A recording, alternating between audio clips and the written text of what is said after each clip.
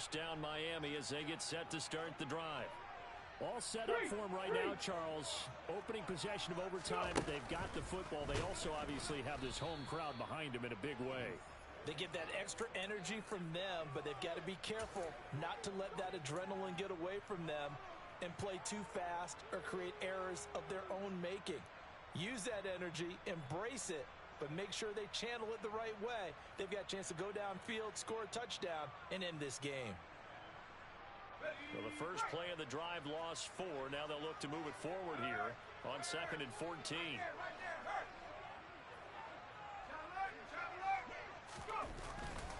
They'll try the right side with McCoy. And he'll take it forward for about 5 up to the 28-yard line. And there we saw one of the downsides of blitzing during a rundown, because sometimes you get out of your gaps. You don't fit the run quite as well because you're headed towards the ball carrier with abandon.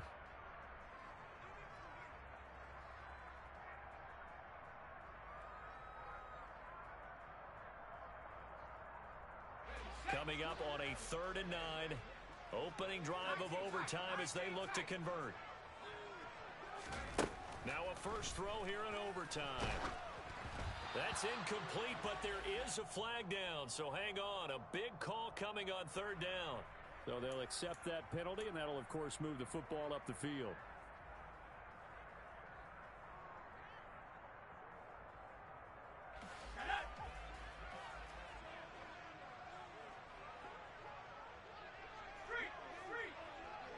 And the slot man goes in motion left. Running left is Dillon. And he'll be taken down right around the 34 after a pickup of only a yard. The run only got a yard. Here's 2nd and 9. Again, it's Dillon.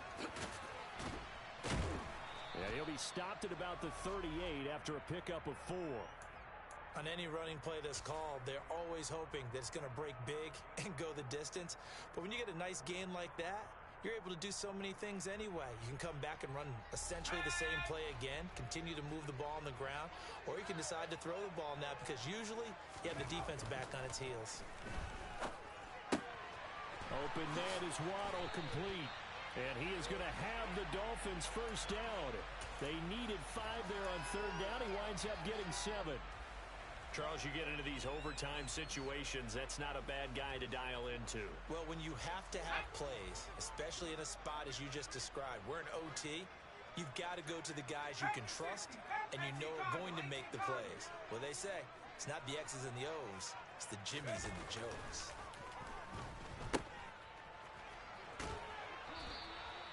It'll be a gain of just a yard, and that'll bring up 2nd down. I know it was a gain, but you have to sense probably a little bit of disappointment there, because when it's out there in open space, I think they expect to get more out of a play, don't you? Especially when you're getting it to your guy out of the backfield. You're expecting him to be able to create something, be a little more shifty. Yeah, no doubt about it. Good open field tackling held it to an okay gain.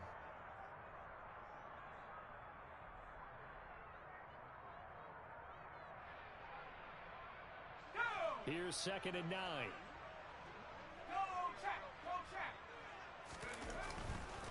Up the middle they run. Here's Dillon. And some room to work. And he's going to get this all the way down inside the 35. 62 yards rushing for him now as he's carried it 16 times. Now a timeout called for by the defense. They'll be down to just 1 remaining as we step aside here in overtime. From the 34 now, here's 1st and 10.